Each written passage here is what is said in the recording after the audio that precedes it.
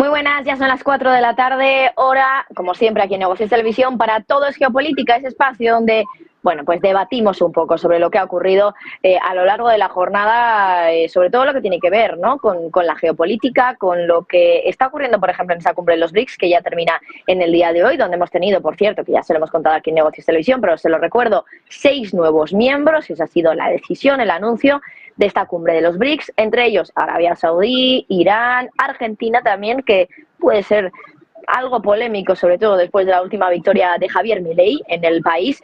Y hoy, por supuesto, analizaremos con algo más también de detenimiento lo ocurrido en el día de ayer, ese presunto fallecimiento de Yevgeny Prigozhin, el líder de Wagner, del grupo de mercenarios de Rusia amotinados hace 2 meses. Bueno, en este caso lo que se habría confirmado es que los 10 tripulantes, los 10 pasajeros a bordo del avión de Prigozhin habrían fallecido, y entre la lista de pasajeros se ha confirmado por parte del gobierno ruso estaría Prigozhin, el líder de Wagner. Por cierto, a lo largo de toda esta hora vamos a estar pendientes también a lo que ocurra en la sede de la ONU, porque allí tenemos sesión especial del mantenimiento de la paz y seguridad de Ucrania. Recuerden que además el día de hoy es ciertamente simbólico, Día de la Independencia en Ucrania, por lo tanto, clave lo que se puede hablar también aquí en esta sesión especial de la ONU. Voy a saludar ya a nuestros expertos, a nuestros invitados en el día de hoy. Tenemos a Adrián Celaya, presidente de CAI Group y profesor de Economía Aplicada en la Universidad del País Vasco. Muy buenas tardes, Adrián.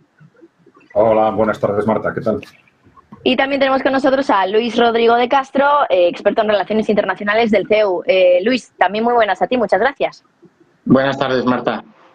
Bueno, en primer lugar quería comenzar un poco este coloquio, este debate, recuperando un fragmento de esa reunión hoy de los BRICS, el momento precisamente del anuncio de los 6 nuevos miembros de los BRICS, del grupo en principio formado por esos 5 países, Brasil, Rusia, India, China y Sudáfrica, al que ahora se suman algunos como Argentina, Irán o Arabia Saudí, entre otros. Vamos a recuperar ese total, ese fragmento del anuncio de estos nuevos miembros de los BRICS y enseguida lo comentamos. Primera etapa de expansión a la que las seguirán otras etapas. Aprobamos la decisión de invitar a la República Argentina, a la República Árabe de Egipto, a la República Federativa Democrática de Etiopía, la República Islámica de Irán, el Reino de Arabia Saudí y los Emiratos Árabes Unidos a convertirse en los miembros de pleno derecho de los BRICS. Su membresía empezará el 1 de junio de 2024. Arabia Saudí, Emiratos Árabes Unidos, Argentina, Egipto y Etiopía. Son algunos de los países, también Irán, que se van a sumar al grupo de los BRICS. Voy a empezar con Adrián, que ha sido el primero al que he saludado. ¿Qué te parece que en esta cumbre se haya decidido ya añadir a 6 miembros cuando había hasta 40 que habían solicitado esa entrada? Bueno, en principio parece lógico, ¿no? No estamos hablando de una simple voluntad política de aceptar o no a cada uno de esos miembros, sino de un proceso organizativo también extraordinariamente complejo. Efectivamente, lo más importante geopolíticamente de lo que ha sucedido en este sentido en este año no es el que haya 6 miembros admitidos en concreto en el BRICS, sino ese vuelco, vamos a decir, mayoritario, casi total, de los países en desarrollo, de los países emergentes, a favor del bloque representado por los BRICS o por Rusia y China, si queremos, ¿no? Por eso, eso es un contexto que es importante no olvidar, independientemente de que luego la entrada, el acceso directo a una organización específica es algo mucho más concreto y que requiere pues toda una serie de procedimientos administrativos y, claro, requisitos muy concretos y que además acaban de aprobarse a través de ese reglamento para la incorporación de nuevos miembros a efectos de evitar cometer errores que luego a la hora de tomar las decisiones entre países distintos, de culturas distintas, de dimensiones distintas, etcétera, pues creen problemas difíciles de resolver. Yo entiendo que organizativamente es un proceso muy complejo y que necesariamente debe gestionarse de forma progresiva, ¿no? Es una admisión de 6 países, pero probablemente vendrán más después. Estos 6 países seguramente están elegidos, pues por un lado, en base a criterios de estabilidad política, y ahí tenemos estas dudas alrededor de Argentina que merecen seguramente un comentario especial. Tenemos una representación de distintos espacios culturales, de distintas civilizaciones. Tenemos Latinoamérica, que entre Brasil y Argentina ya cubren, digamos, el espacio fundamental de lo que es Latinoamérica. Tenemos la incorporación de un país africano como Etiopía, que ya sabemos que seguramente no era necesario dar más pasos formales porque el conjunto de África ya está claramente volcado hacia el bloque de Rusia y China. Y luego, sobre todo, tenemos una extraordinaria representación del mundo musulmán, que tiene dos repercusiones muy claras. Por un lado, un reflejo de esa reconciliación histórica dentro del mundo musulmán entre el mundo chiita y el mundo chiita. Y, por otro lado, una clara alineación mayoritaria del mundo musulmán hacia este bloque de China y de Rusia. Luis, ¿qué te parece? ¿Cuál, en tu opinión, ha sido el criterio para elegir a 6 países y que sean estos 6? Porque, como bien decía Adrián, es verdad que tenemos un poco de todo. América Latina, tenemos África, tenemos también el mundo musulmán, Oriente Medio. Es una manera de contentar un poco a todos los bloques que hay dentro de lo que se denomina como el sur global.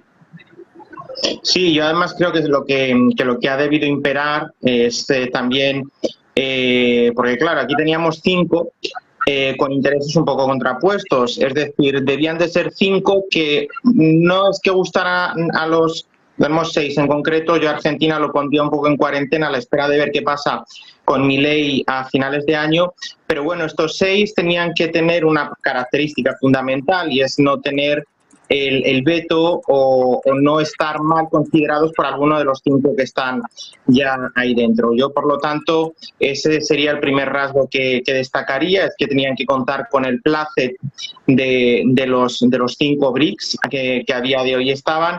Y veo, como decía Adrián, cierto equilibrio regional, es decir, en el caso sudamericano o del entorno, yo diría, del continente americano, excluyendo Canadá y Estados Unidos, puesto que están en el ámbito OTAN, y eso pues tampoco creo que estuvieran muy por la labor de entrar en los BRICS, pero de lo que es de la frontera con México hacia la Patagonia, pues bueno, México igual sería un potencial candidato, pero Argentina es la contraparte de Brasil, y en el ámbito sudamericano pues ya estaría todo dicho en cuanto a potencial económico, extensión territorial, bueno, las características que todos sabemos, pero sobre todo eso, teniendo en cuenta que hay elecciones a final de año y hay que ver qué pasa de ser Javier Milei el vencedor. Por la parte africana nos puede sorprender un poco, quizá, que se haya optado por Etiopía en lugar de por Nigeria, aunque ya también hablamos la semana pasada de las particularidades que tiene Nigeria en cuanto a la división entre el norte y el sur, por cuestiones étnicas, religiosas, etcétera. Pero bueno, tenemos un país del Magreb, como es Egipto, que sirve un poco de contrapeso a Sudáfrica, y entre medias, pues también a Etiopía, que bueno, como decía, yo creo que esa para mí ha sido la sorpresa, porque yo me esperaba quizá en todo caso más Nigeria, ¿no? Pero bueno, aparte de eso, esa apertura al mundo musulmán, un mundo musulmán que está representado por países que no podemos considerar en absoluto homogéneos, puesto que, como decía también Adrián, la visión del Islam que se tiene en Irán no es la que se tiene en Arabia Saudí, el wahabismo que se tiene en Arabia Saudí no es la versión o la rama que se sigue en Emiratos o en el propio Irán, ¿no? Y a partir de ahí, yo creo que el reto a partir de ahora no es solo la aceptación o la ampliación, puesto que esto es el primer paso y es casi lo más fácil, ¿no?, determinar quiénes van a ser, sino cómo se va a materializar la incorporación de estos nuevos países a esta organización, a estos BRICS, y sobre todo con el interrogante cómo ver qué pasa con la Argentina de un potencial presidente como Javier Milei. Si a priori puede resultar escéptico y luego cuando llegue al poder pues ve que puede ser una pata importante de cara a la acción de gobierno, o si entra como un elefante en una cacharrería y decide romper y sacar a Argentina de este grupo de países recién entrado, ¿no? Yo hablaría sobre todo de 10 países con vistas a consolidarse, un grupo de 10, a priori, posiblemente a futuro entren nuevos estados de esto que hemos llamado el sur global, pero en todo caso pondría un poco en cuarentena el caso argentino. Mi duda un poco con esto es hasta dónde o dónde está el límite más bien, ¿no? Porque hay 40 países que querían entrar, han entrado solo 6, o al menos nuevos, van a ser en torno a 10, como decías Luis, pero ¿hasta dónde tiene que llegar el tamaño de los BRICS? ¿Tenemos que hablar de una asociación o una organización de decenas de países o con una decena está bien, Adrián? Bueno, supongo que es un proceso progresivo, ¿no? Y que hasta dónde llegue va a depender un poco del contexto mundial. Pero bueno, como he dicho antes, hay una clara apuesta estratégica del conjunto de los países emergentes y del conjunto de los países en desarrollo por este bloque, y eso lógicamente se puede ir materializando en una asociación progresiva. Pero claro, lo que es el concepto de BRICS es un aspecto casi formal de ese acuerdo estratégico geopolítico de los dos mundos, del mundo emergente y el mundo en desarrollo. Bueno, tenemos también otras estructuras, la Organización de Cooperación Shanghái, el propio Banco del Desarrollo, el Banco de Desarrollo de los BRICS, que es ya una estructura operativa por sí misma. Es decir, esta asociación, esta articulación de esa apuesta geopolítica se puede articular de distintas formas, pero lo más importante es esa apuesta de fondo, que afecta pues, prácticamente al conjunto de África. Mayoritariamente estamos viendo probablemente a Latinoamérica y al conjunto de los países emergentes, y esto es lo que de alguna forma ayudado en buena parte desde el propio Occidente, porque en base a las medidas que hemos adoptado pues bueno, a lo largo del último año, sin hablar ya de las políticas anteriores, por supuesto, pero estamos casi nosotros mismos construyendo un telón de acero frente al resto del mundo, pues estamos de alguna forma facilitando el que el resto del mundo se agrupe, no voy a decir en contra nuestro, pero sí al margen de nosotros, por lo menos. Y voy a abrir un melón que ya más o menos habéis abierto ambos, que es el tema de Argentina, ¿no? El hecho de que, claro, Javier Milei no parece muy por la labor de que Argentina entre en los BRICS, se ha decidido así por parte de los BRICS, pero claro, ¿qué ocurre si finalmente es elegido como jefe, ¿no? Como líder de Argentina en las elecciones de finales de octubre de este año? Luis, porque tú lo habías comentado un poquito, pero a ver si podemos profundizar un poco más en este tema.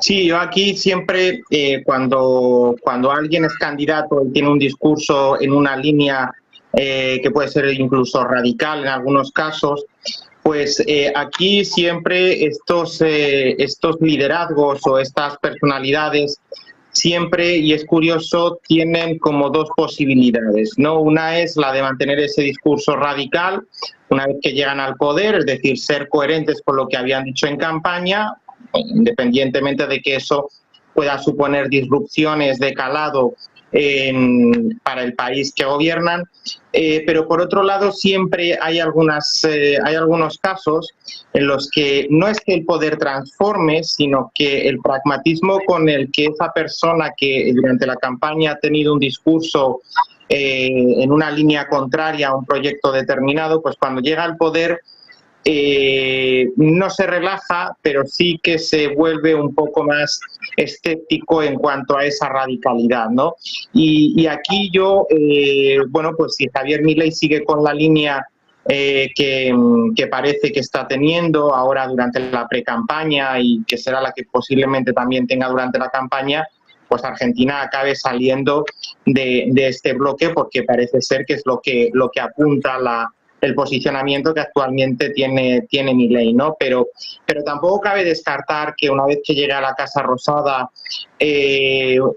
no iba a decir se transforme, pero yo creo que no es el término adecuado, sino que se relaje un poco esa aspiración maximalista de salida. A lo mejor pueda ver que esta pertenencia a los BRICS, pues aunque no le pueda gustar del todo, porque obviamente pues él es un poco escéptico en este sentido, pero sí que puede verlo de otra manera, ¿no? Y es decir, bueno, pues un foro en el que Argentina puede desplegar parte de su acción internacional, ¿no? Es decir, que no es que se llegue a tapar la nariz para comulgar con ruedas de molino, como decimos en español, pero sí que pueda un poco transformar esa pertenencia, bueno, no deseada o que no es la que a lo mejor le gustaría, para alcanzar otros fines, como por ejemplo un mayor peso de Argentina. También Argentina es miembro del G20 y aquí entramos un poco también en el número de países que deberían ser aceptados, porque claro, los BRICS nacen para un poco ser la alternativa al G8, G7 después, ¿no? Pero más allá, el G20 ya existe y grupos similares también, ¿no? Yo creo que esas dos pueden ser las posibilidades, aunque yo casi más me inclino porque Javier Milei mantenga esa posición anti-BRICS, pero bueno, tampoco cabe descartar que al día siguiente de llegar a la Casa Rosada pues se lo piense un poco mejor y vea que eso puede ser también algo positivo para la política exterior argentina. Adrián, no sé si quieres añadir algo al respecto, porque tú también habías comentado brevemente el tema de Argentina. Sí, bueno, yo diría que esta ha sido una de las sorpresas del día, ¿no? Porque así como sobre Argentina se estaba hablando como posible candidato durante el último año, en los últimos días, y precisamente a raíz de la victoria de Milei, en los últimos días se estaba dando por supuesto que no se iba a producir esa adhesión. ¿Cuáles pueden haber sido las razones de que, sin embargo, se tome esa decisión? Hombre, una primera razón puede ser, quizás en sentido contrario, pues apoyar a los candidatos que están a favor del BRICS. Es decir, que cara a la segunda vuelta, esta participación en los BRICS les dé un empujón y ayude a que efectivamente ese paso se materialice, ¿no?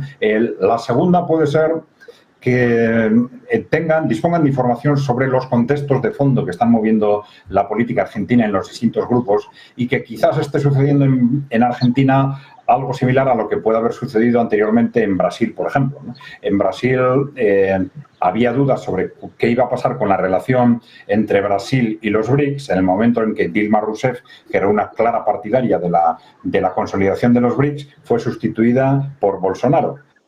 Sin embargo, Bolsonaro mantuvo su participación y su implicación en el proyecto BRICS. Estas dudas volvieron a surgir en el momento de la sustitución de Bolsonaro por Lula, que parecía que en los últimos meses tenía muy buenas relaciones con Estados Unidos y esto podía generar un alineamiento contradictorio con la pertenencia a los BRICS. Sin embargo, a partir de la llegada a la presidencia, hemos visto que, al contrario, Lula ha apostado a fondo por el proyecto BRICS. Es muy posible que esté sucediendo de alguna forma algo similar en otro sentido a lo que sucede en Europa, en el que hay, digamos, un contexto de política de Estado de pertenencia al bloque occidental, a la OTAN, y entonces distintas opciones aparentemente muy distintas, pues izquierda, derecha, centro-izquierda, centro-derecha, extrema izquierda, extrema derecha, pero en realidad hay unas bases que forman esa política de Estado que todos respetan. Entonces es posible que hayan detectado que algo de eso también esté sucediendo en Argentina y por eso estén contando con que, aunque se produjera una victoria de Milei,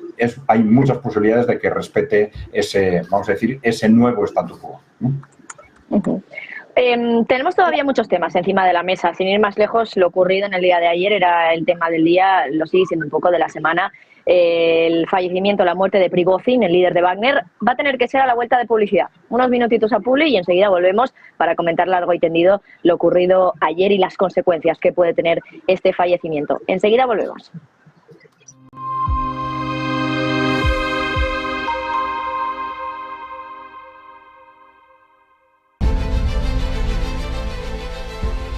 No puede volver atrás y cambiar el principio, pero puede comenzar donde está y cambiar el final. En Luna Sevilla queremos ser su asesor financiero de referencia para mejorar su presente y su futuro patrimonial, prestando nuestros servicios como agentes de Caser Asesores Financieros. Somos una empresa con una clara apuesta por la formación de calidad, la información transparente y objetiva, y por el asesoramiento financiero personalizado y continuado. Visite nuestra web lunasevilla.es o llame al 91 762 3442.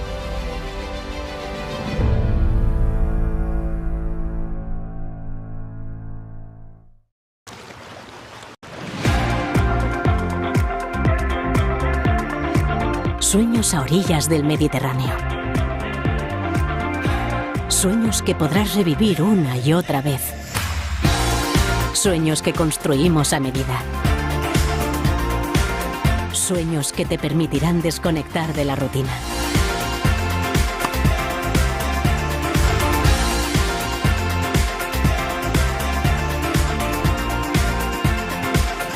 Vive la vida. Sueña despierto. ¿Se puede poner a prueba vuestra tecnología de trading? Sí. ¿Y vuestra ejecución funciona al milisegundo? Sí. ¿Y vuestros spreads están entre los más bajos del mercado, no? Si quiere, puede probar nuestra primera vez. Es difícil encontrar un broker que cumpla con todas sus expectativas. O quizá no tanto. Active Trades. Broker online desde 2001.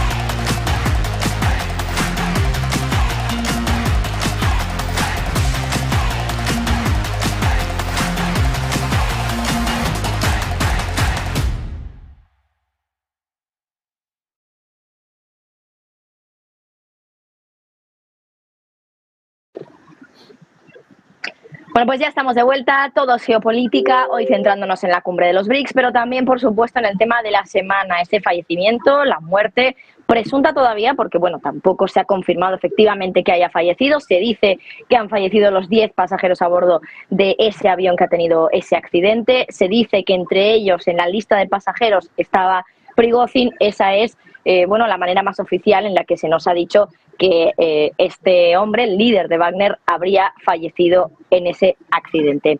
Vamos a comentar ya, a analizar un poquito más en detalle lo ocurrido, porque en el día de ayer nos pilló un poco por sorpresa la noticia, ya a última hora de la tarde, cuando aquí en Negocios Televisión terminábamos la programación. Ahora tenemos más tiempo. Luis, empiezo contigo. Fallecimiento de Prigozhin, ¿qué puede haber detrás de todo esto? Pues, hombre, yo creo que cuando ayer saltó la noticia de que el líder de los Wagner fallecía, vamos a decirlo de manera un poco aséptica, por así decirlo, pues yo, lo decíamos antes, yo enseguida pensé que bueno, que lo raro era que no hubiera tomado un té de estos que suele servir Putin, o una botella de agua en mal estado como le sucedió a Navalny. Es decir, es algo que a mí personalmente no me sorprendió y que, bueno, pues después de toda la sublevación que hubo y de todo el lío que armó con Putin, pues yo era algo que casi que me esperaba, ¿no? Al final alguien le dio el consejo de que vigilara lo que comía. Parece ser que eso sí que lo vigiló. Lo que no vigiló, pues, y es un poco mi teoría, es los fusibles o un poco los medios en los que viajaba, ¿no? Yo creo que al final, pues hombre, no es por ser mal pensado, ¿no? Pero todo apunta a que o este hombre ha tenido muy mala suerte o a que la orden venía directamente desde Moscú, porque si hay algo que parece ser que Putin es ciertamente vengativo, ¿no? En el sentido de quizá no al día siguiente, pero sí en un plazo corto o medio de tiempo, pues ajustar cuentas con aquellos que le traicionan, ¿no? Y todo esto, pues lo hemos visto en la última década con, bueno, he mencionado a Navalny, pero también, pues, ha habido innumerables casos en los que ha ido ajustando cuentas con aquellos que en su día podían ser aliados suyos, que de alguna manera u otra dejaron de serlo o incluso le traicionaron.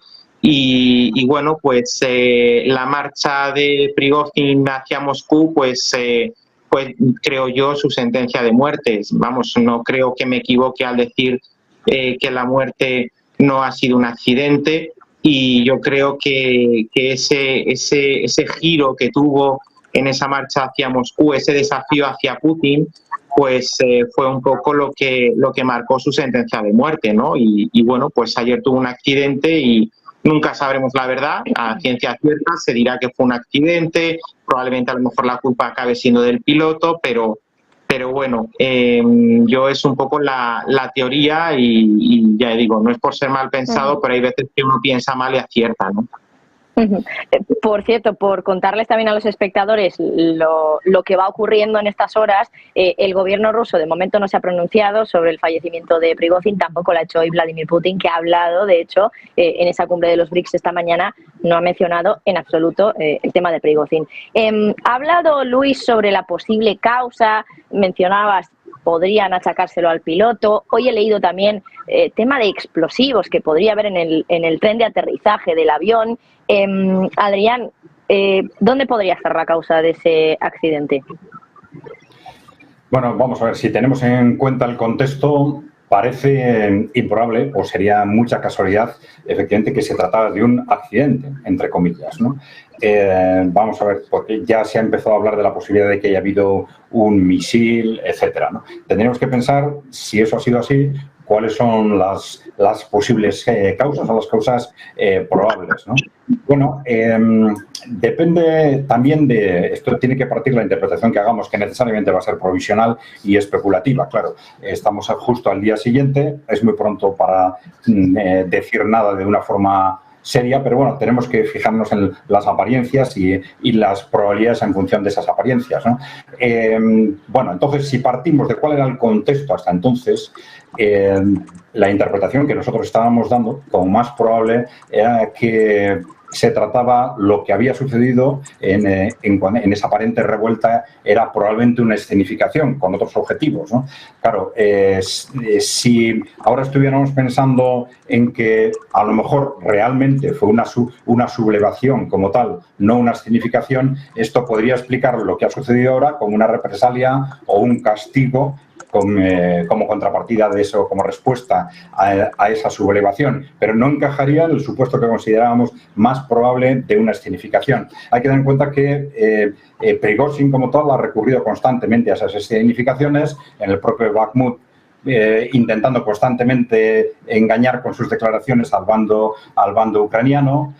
Vamos a ver qué es lo que nos dicen las noticias los próximos días, pero yo sí tendría en cuenta una cosa, y es que en el año 2019, es decir, que no es la primera vez que Prigozhin muere en un accidente de aviación, murió, por decirlo de alguna forma. Murió en el año 2019 también en un accidente de aviación en el Congo, y luego, una semana después, se desmintió. Resulta que no era cierto, que unas noticias que el propio Wagner había de alguna forma diseminado. Vamos a ver, precisamente por esa estrategia de constante escenificación hay que esperar un poco claro. Una cosa es, ya digo, lo que nos parece más probable en este momento y a lo mejor dentro de una semana en función, porque claro, si es una escenificación tendríamos que pensar ¿para qué? con qué objetivo. Y desde luego en este momento no se ve claro cuál, para qué podría ser, sabiendo, eso sí, que Wagner estaba siendo una pieza fundamental tanto en el escenario de Bielorrusia como en el escenario de Oriente Medio, como en el escenario de Yemen en concreto, ¿no? Pero yo creo que para saber exactamente y poder interpretar cuáles podrían ser las finalidades de una posible escenificación, tendrían que pasar unos días y ver cuáles son los pasos que unos y otros van dando al respecto. Me parece muy importante un aspecto que has tocado justo ahora, Adrián, y es el hecho de que no tenemos tampoco una prueba, no se han encontrado restos del cuerpo de Prigozhin como para poder determinar que efectivamente él ha fallecido. Se ha dicho que él estaba en la lista de pasajeros, que todos los pasajeros han fallecido, pero quién sabe si a lo mejor no se acabó subiendo a ese avión por lo que fuera. Podría ocurrir, entonces por eso hay que coger un poco con pinzas. Sí, va a haber un proceso de identificación de los cadáveres, pero por lo que he leído, ese proceso de identificación los van a realizar personas cercanas de la dirección de Wagner. Con lo cual, probablemente tampoco eso nos va a resolver del todo las dudas. Otra duda que tengo y que, bueno, pues os la lanzo también para debatir ahora es qué consecuencias puede tener el hecho de que haya fallecido Prigozhin. ¿Qué puede tener sobre todo para Putin? No sé si esto le fortalece todavía más o puede sembrar un poco el terreno para que haya un nuevo golpe de Estado contra él. Luis, comienzo contigo.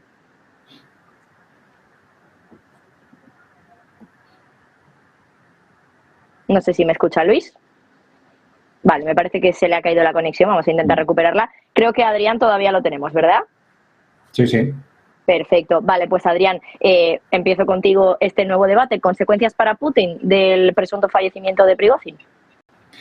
Pues casi te tengo que responder algo parecido a la pregunta anterior, en el sentido de que, en principio, en este momento, parecen consecuencias negativas desde el punto de vista de imagen. Pero hay que tener en cuenta que algo similar dijimos cuando sucedió este proceso de aparente sublevación y una semana después hicimos otra interpretación radicalmente distinta. También que algo similar sucedió en estos sucesos de Bakhmut con estas declaraciones aparentemente agresivas y contrarias a la dirección militar de los movimientos en Ucrania por parte de Prigozhin. En un primer momento parecían informaciones desestabilizadoras y luego hubo una clara interpretación táctica de una especie de jugada intentando engañar a las fuerzas ucranianas, con lo cual no es fácil responder a esta pregunta. Claro, sí, como te digo, si pensamos en el efecto inmediato, evidentemente, en la medida en que se traslade esa sensación que inicialmente, lógicamente, todos tenemos de que ha sido una acción realizada o tolerada por el gobierno ruso, pues es un impacto negativo desde el punto de vista de imagen. Pero bueno, vamos a esperar unos días o semanas hasta ver cómo se crea un contexto que nos permita interpretar el fondo de la cuestión, los posibles objetivos y en función de esto llegar a conclusiones. De cualquier forma, no hay que olvidar que estamos hablando de un Wagner, como he dicho antes, que es en este momento estratégicamente, desde un punto de vista geopolítico, estratégicamente fundamental en el papel que está desarrollando en Bielorrusia, en Oriente Medio y en Níger también como fuerza de choque frente a la OTAN, frente a las fuerzas occidentales, ¿no? Y para Wagner, ¿cuáles pueden ser las consecuencias, Adrián? No sé si esto hace que se debilite, no sé si hay un sustituto claro, si acaba conociéndose finalmente que se confirma el fallecimiento de Prigozhin. Me parece que ya tenemos a Luis porque ya le estoy viendo.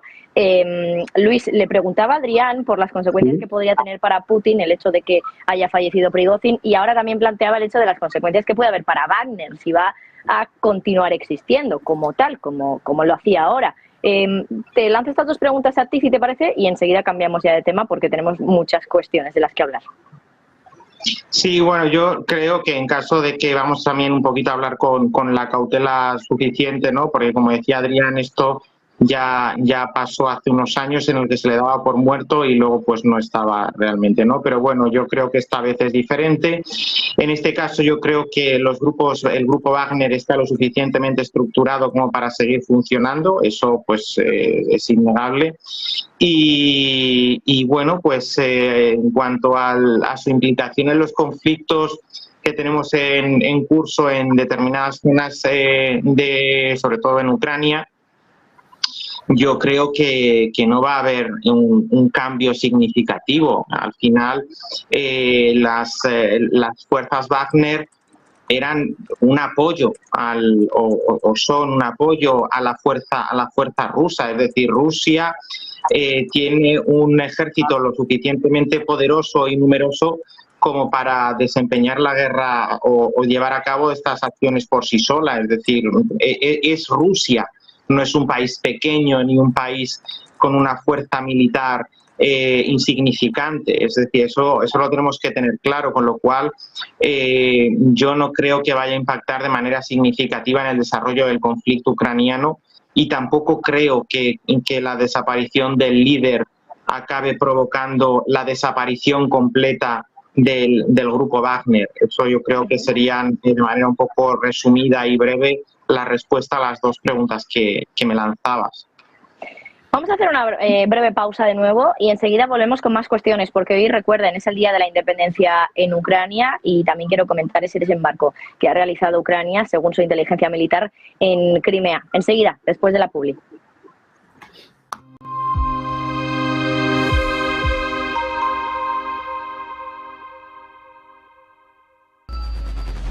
Localizarnos ahora es más fácil. La economía a tu alcance. Empresas, inversiones, tecnología. Ya en la APP de Movistar. Vive la economía. Negocios Televisión.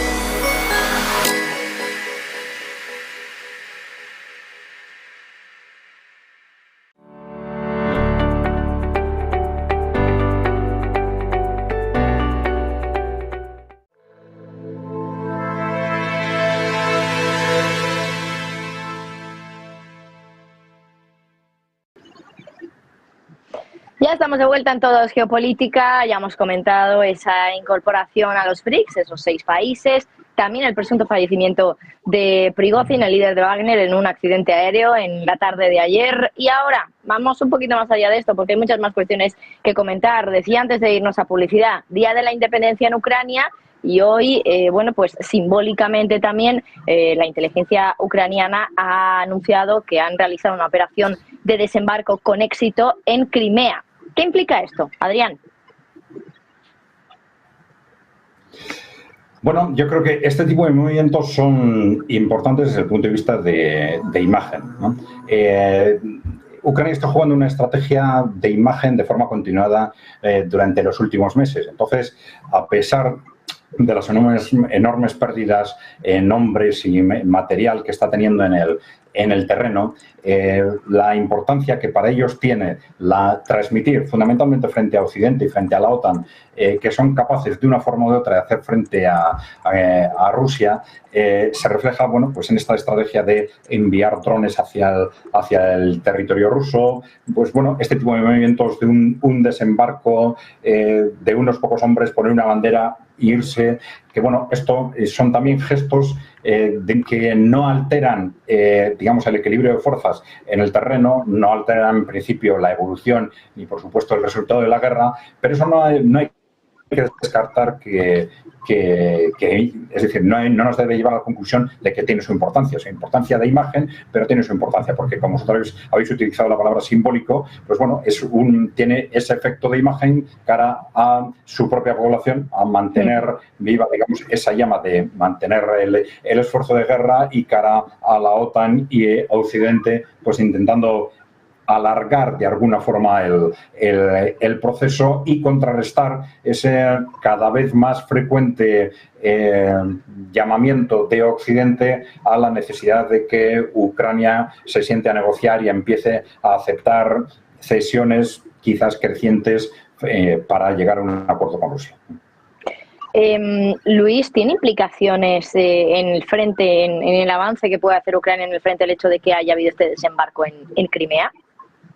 No, yo creo que el impacto es en cualquier caso mínimo y en cualquier caso pues de levantar la moral, ¿no? De decir, bueno, pues somos capaces de llegar a Crimea y más en un día como hoy. Bueno, ¿qué fuerza es la que ha llegado a Crimea? Porque si esto consiste en coger una lancha con 4 tropas, cruzar la orilla del río, poner pie en Crimea, plantar incluso una bandera y decir hemos llegado a Crimea, pues hombre, pues esto impacto tiene poco, es más una cuestión, como decía Adrián, mediática, de al final pues subir la moral de la tropa y una cuestión puramente marketingiana, ¿no? Pero en el momento en el que si pues, estuviéramos hablando de que un gran contingente de una fuerza ucraniana pues ha puesto ya pie en territorio de Crimea, que avanza hacia el sur de Crimea, que está amenazando las posiciones que puedan tener las tropas rusas en Crimea y que se puede ir haciendo progresivamente con el control de ciertas localidades en Crimea,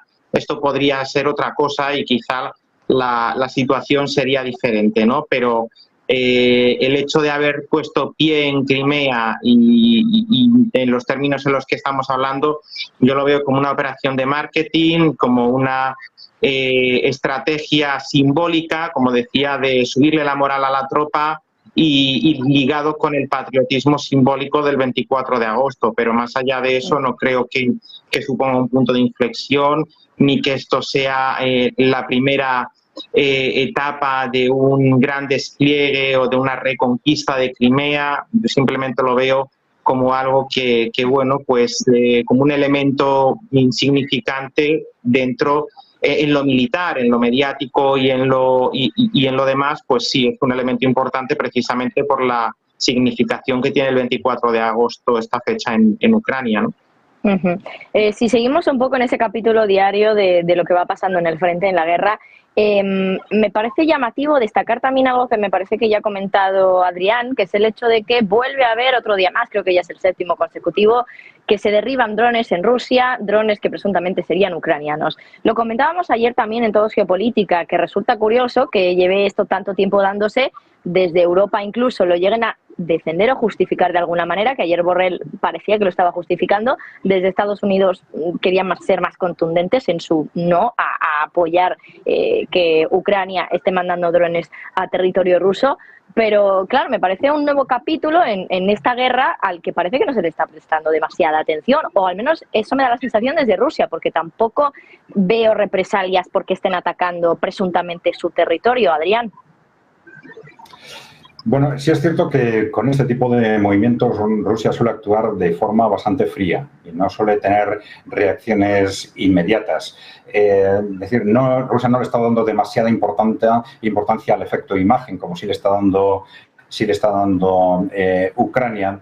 También ese concepto de represalias es un concepto dudoso dentro del ámbito, vamos a decir, estratégico, incluso dentro del ámbito militar. Es decir, si yo como represalia por algo que ha hecho el enemigo tomo decisiones que no hubiera realizado de otra forma, igual estoy cometiendo un error. Con lo cual, o igual estoy cayendo en la trampa de la provocación que precisamente busca el enemigo. Es decir, tiene que ser algo de alguna forma siempre calculado con la suficiente frialdad precisamente para no caer en la trampa que representa una posible provocación. En este factor que tú comentabas sobre cómo se interpretan las entradas en territorio ruso, etcétera, desde el punto de vista de Occidente, tenemos sí una cuestión preocupante, más que desde el punto de vista de Ucrania, desde el punto de vista de esa cada vez mayor cercanía conceptual a las posibilidades de un enfrentamiento directo entre Rusia y Occidente o entre Rusia y la OTAN, ¿no? Es decir, aparentemente había todo un miedo estratégico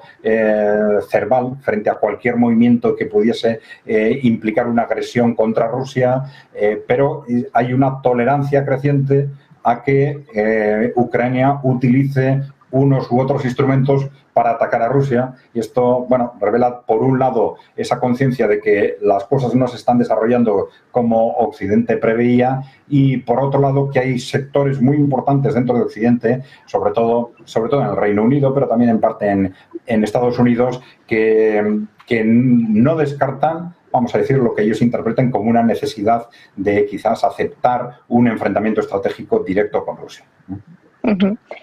Luis, no sé si quieres añadir algo al respecto, pero poder ir adelantando también temas porque no nos queda mucho tiempo y tengo que hacer otra pausa antes. También quería comentar el tema de Noruega, que es otro país que ha anunciado que va a entregar F-16 a Ucrania. Parece que son todos países nórdicos europeos de momento. Sí, bueno, al final aquí nos sorprende que sea Noruega, es decir, Noruega es miembro de la OTAN, no es parte de la Unión Europea, es un país que lo rechazó, pero Noruega sí que es un país de la Organización Atlántica, con lo cual por esa parte no hay que extrañarse de que Noruega vaya a proporcionar este tipo de recursos a Ucrania. Más allá de eso, bueno, pues yo, digamos, tampoco me esperaría que fuera otro país, es decir, que los F-16 pues son las armas que Ucrania, junto con los tanques que al final le dieron, pues son las armas que está reclamándonos. Y bueno, pues aquí siempre entramos en esa disyuntiva de, bueno, sí, una cosa es tener los recursos y otra cosa es tener el know-how y tener el conocimiento para poder ponerlos en marcha, ¿no? Respecto de los drones que comentabais, pues hombre, la reacción de Rusia es un poco más pausada, ¿no? Y bueno, pues yo que Ucrania utilice drones para hacer incursiones en el territorio ruso, pues hombre, estamos en una situación de guerra, no lo voy a justificar, pero sí que es entendible, ¿no? Al final, pues si hay tropas rusas en territorio ucraniano, pues si es la estrategia militar que Ucrania ha marcado, que cree que es la idónea, bueno, pues yo quizá puedo no llegar a compartirla, pero sí que puedo llegar a entenderla, ¿no? Y ya digo, sin llegar a justificarla, pero si hay tropas y hay ataques también con drones, con los drones iraníes que está utilizando Rusia para hacer ataques selectivos en Ucrania, bueno, pues es totalmente, entre comillas, lógico que Ucrania pueda hacer lo mismo en territorio ruso. Pues permitidme, porque tenemos que irnos otra vez a publicidad, nada, minutito solo, y volvemos enseguida. Y quiero hablar también de Donald Trump, porque estamos pendientes a, bueno, ese momento en el que vaya a entregarse a la justicia, una cárcel directamente de Atlanta, de Georgia, por el que se le juzga por ese presunto fraude electoral en torno a las elecciones de Georgia. Enseguida, minutito y pico, y volvemos.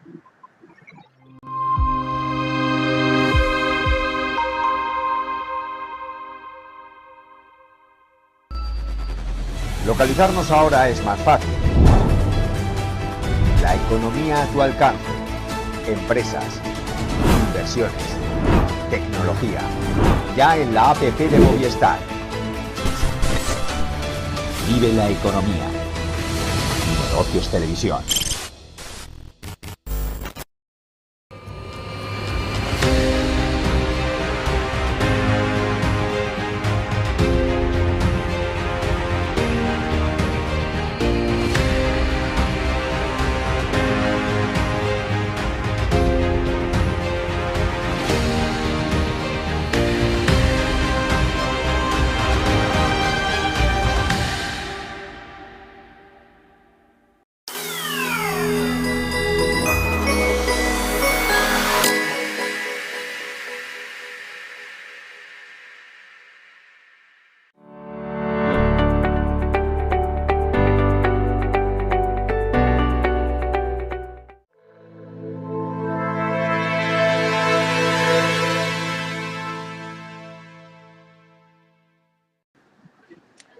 Bueno, y ahora sí, recta final de esta edición de Todo es Geopolítica. Ya hemos tratado Prigozhin y esa presunta muerte del líder de Wagner. También hemos tratado la cumbre de los BRICS y, bueno, pues esa incorporación de hasta 6 países, un poco de cada bloque, ¿no?, del sur global. También hemos hablado de las novedades, de las actualizaciones que hay respecto a la guerra en Ucrania. Y, bueno, como ayer también tratábamos tema Trump, pues quería también recogerlo un poco en el día de hoy, porque decíamos, esta semana hemos dicho, jueves día importante porque se espera que Trump se entregue a la justicia en Atlanta, en Georgia, por el tema de las elecciones en ese estado.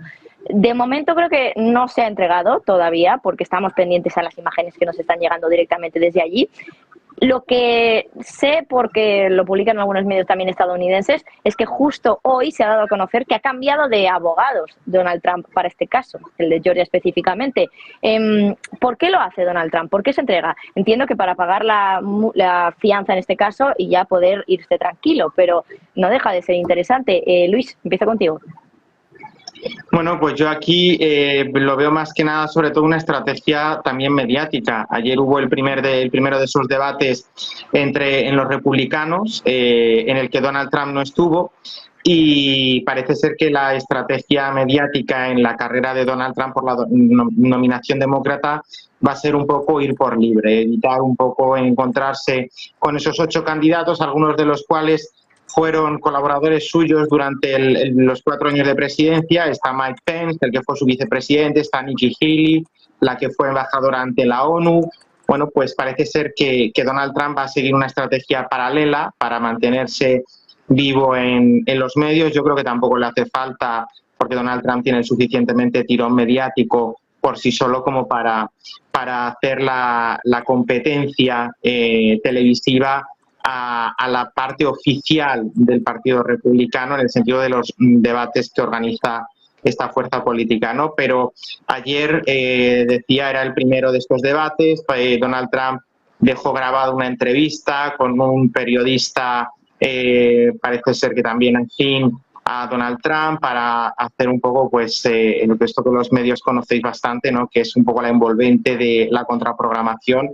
Y yo creo que, bueno, pues es una estrategia mediática que está siguiendo en Atlanta, porque al final es donde parece ser que se concentra todo el lío que hubo en las elecciones en el estado de Georgia, que al final fue el que casi dio el vuelco en la victoria de Biden, porque era un estado tradicionalmente republicano, pero que en determinados núcleos de población bastante densos, Joe Biden tuvo bastante tirón y fue lo que dio el vuelco. Bueno, hasta qué punto forma parte de una estrategia mediática, yo creo que sí que lo es.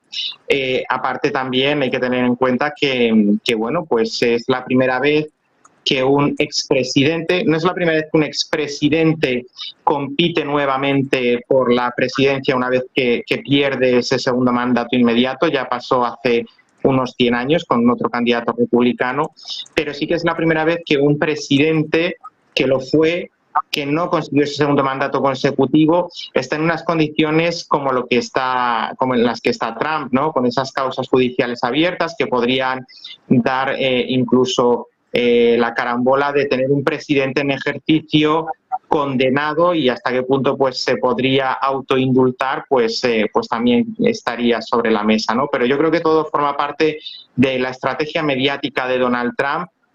¿Por qué ahora y no hace unos meses, o por qué no más tarde? Yo creo que esto, Donald Trump, que si, bueno, podemos discutir muchas cosas de Donald Trump, pero yo creo que sabe controlar muy bien los tiempos mediáticos.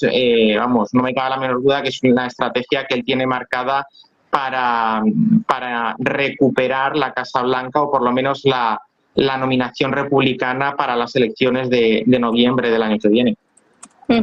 Adrián, mencionaba también Luis ahora el tema del debate donde ayer no estaba Donald Trump, debate republicano, y donde, por cierto, una imagen bastante simbólica también del día de ayer era cuando se le preguntaba a todos esos candidatos si apoyarían a Trump en el caso de que fuera condenado, y la mayoría de ellos levantaba la mano. Algunos muy valientes, nada más empezar a responder, y luego algunos otros se fueron sumando a medida que veían a compañeros también levantando la mano. ¿Qué te parece esta estrategia de Trump?